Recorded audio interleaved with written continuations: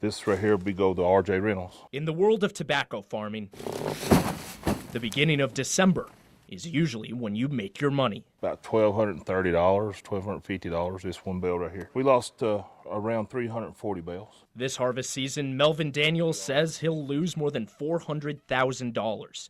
He's filed a lawsuit for $2.5 million.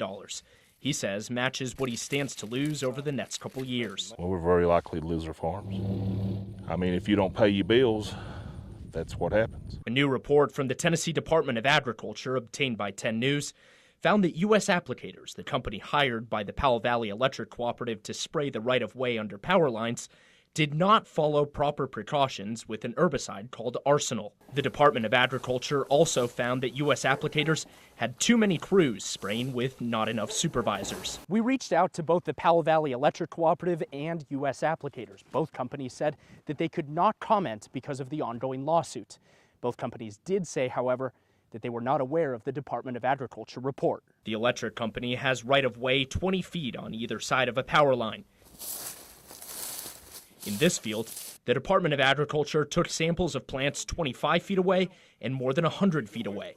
The combined samples tested positive for a chemical found in Arsenal, and the inspection concluded that U.S. Applicators did not do enough to prevent the herbicides from drifting. It might not mean much to most people, but, well, our family's been here for generations. Oh, Lord, a nightmare. From the ashes of destruction, a new beginning. I did grab my medications, the only thing I got. Cards, they was in here when they gave me the house. 75-year-old Ernest Ogle remembers the last Thanksgiving he shared with family just days before the fire destroyed the home he built and had lived in for 40 years. My wife, of 46 years of marriage, passed away on September the 9th that same year.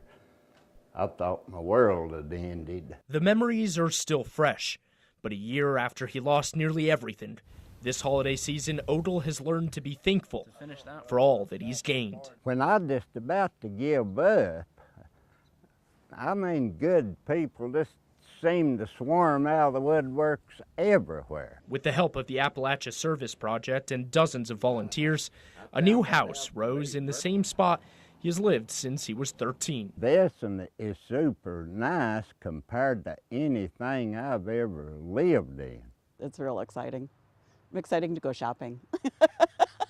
Wanda Tippy will soon get a Christmas present she will never forget. Right here is going to be the living room, and then this room here is going to be my sewing room. A roof will cover the floor and walls will hide the wooden boards.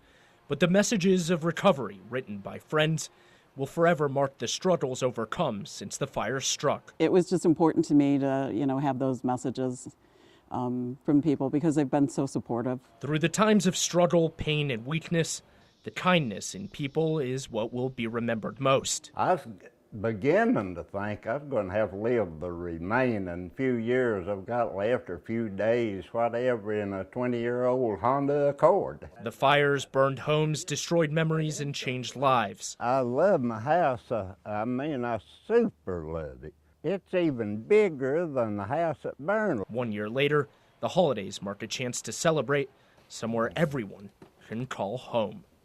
In Sevier County, Marc Sallinger, WBIR 10 News. Not EY, it's just Y. Of all the lessons taught today at South Knoxville Elementary, WT fans, perhaps none was more important than this one. thank you for donating tickets to us. A lesson in gratitude. My favorite part of the game was the dog because it was cute. Last week, they got tickets. This week, they're showing their appreciation. Thank you for donating tickets to us. This is my first and ever game, and this is a game I'll never forget. In their first day back at school since going to the UT game on Saturday, it was time to say thank you. Thank you to the hundreds of people who donated more than 300 tickets. I went to the game on Saturday. I liked it a lot. Thank you for the opportunity to see their first Vols football game. Tons of us got to go to the game because of you. And thank you for helping teach a lesson that can only be learned in Neyland Stadium. Rocky Top, you'll always be home sweet home to me. From South Knoxville, You made all of my friends' dreams come true. Thank you for donating tickets. Thank you, UT fans, for giving us tickets to go to the football game. Thank you. I love you, Rocky Top. to Vols fans all across America, with love.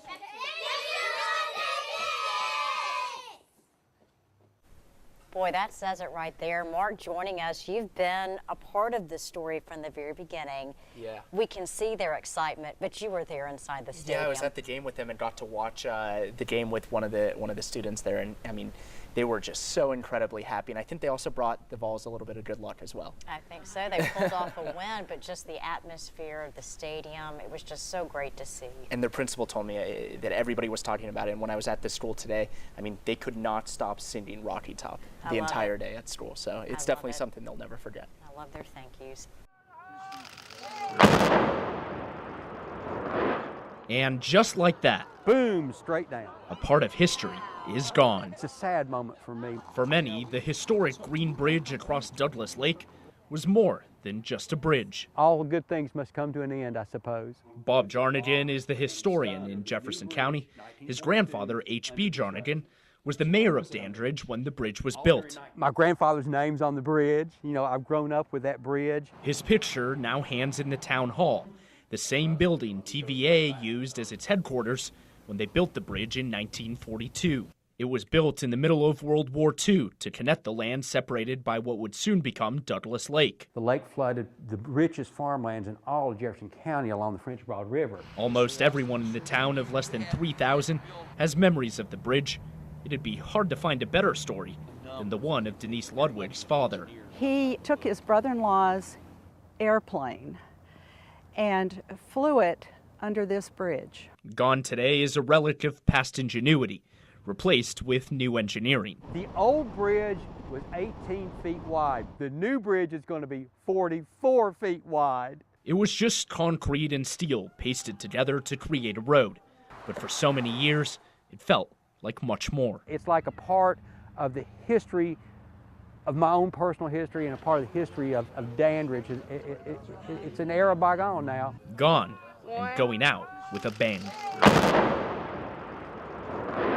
Marc Sallinger, WBIR 10 News.